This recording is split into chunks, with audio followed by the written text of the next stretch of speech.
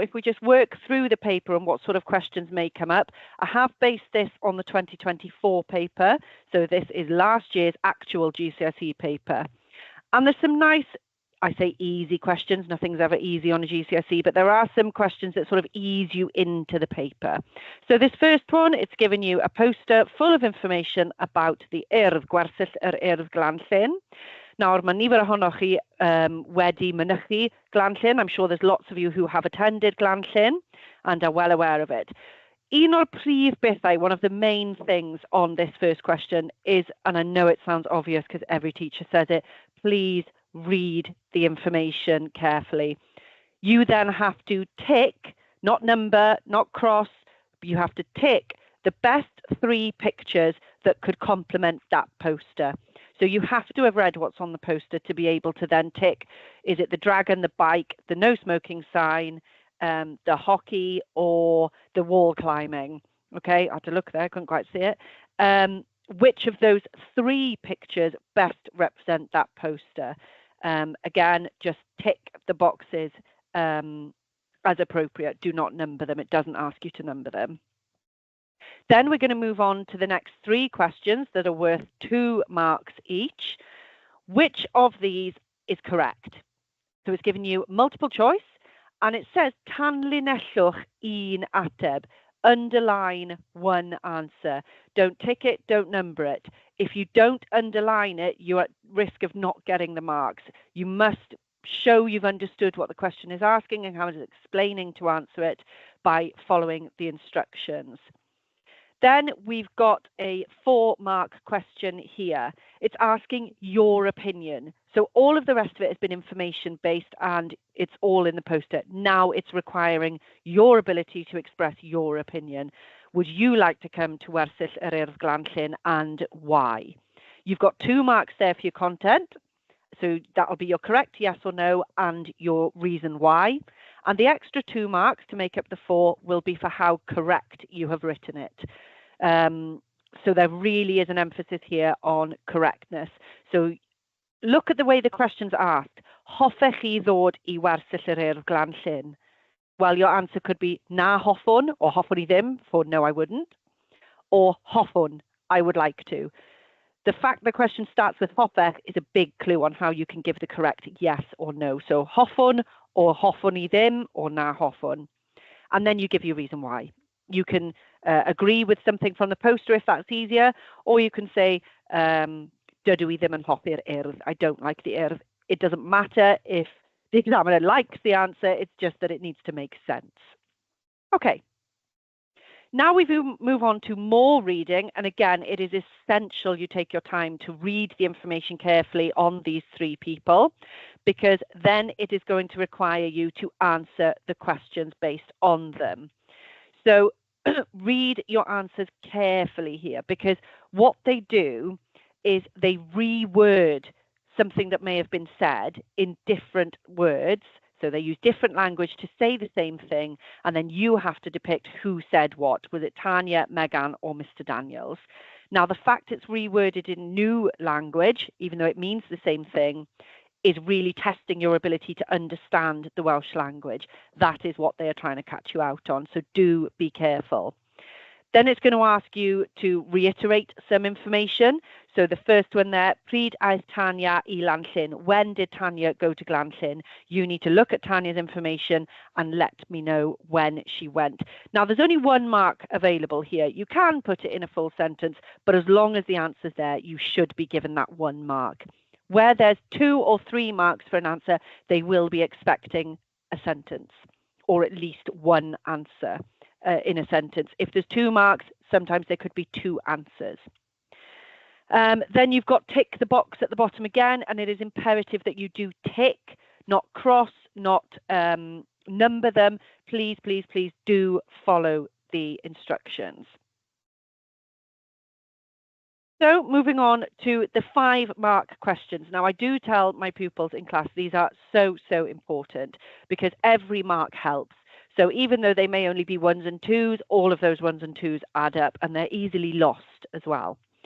So what they're looking for here, they're going to ask you, they say, according to Tanya, Megan and Mr Daniels, speaking Welsh is a good idea. Yn ôl Tanya, Megan a Mr Daniels, mae siarad Cymraeg yn syniad da. Ydych chi'n cytuno gyda nhw? Do you agree with them? Now, it's really important here. Rhaid ateb gyda'r ie neu na cywir. You must answer with the correct yes or no. So ydych chi is do you. So the only real yes or no's could be ydw or nac ydw. Yes, I do. No, I don't. Not ydy, not nac ydy, because that's when you're talking about somebody else. It'd be ydw or nac ydw. Or if you're unsure of which yes or no to use, you could say dwi'n cytuno or dwi ddim yn cytuno, or indeed dwi'n anghytuno. Any of those answers are sort of your get out of jail free card. So if you can't remember the correct ydw or nac ydw or yes or no, then use dwi'n cytuno, dwi'n anghytuno, or dwi ddim yn cytuno. Then you need to give your reason why. You need to give 2 reasons why. So each reason needs to be written in a full sentence. They need to be different reasons and they need to be written correctly. Try to avoid starting these with achos, because. No sentence in English would start with because, and it's the same rule in Welsh. You could say dwi'n cytuno gyda Tanya, achos, and go on and go on and go on. I agree with Tanya because. Or dwi ddim yn cytuno gyda so-and-so achos. I don't agree with because. Do try and be as correct as possible. And as I've said here, just a few notes on the side, you must answer the 5-mark questions fully. You must answer using the correct yes or no's, and you must give 2 different reasons in full sentences to be able to gain the full 5 marks here. It's easy to lose these questions because they can be easily dismissed, but try not to, because every mark helps. So then we've moved on to the 10 and 15 mark questions. Now, this is where your language skills will really come into play. What I like as a teacher about these questions is they are given to you bilingually, maen nhw'n ddwyieithog yn y Gymraeg a'r Saesneg, but they also give you the bullet points of what the examiner wants you to say in your answer. They are also translated, so if you're not sure of how to say something in Welsh, look at the words given to you in the translation of the question. They often help, okay? One of the things in these questions is they really do lend themselves to you using your tenses. They ask for it, okay?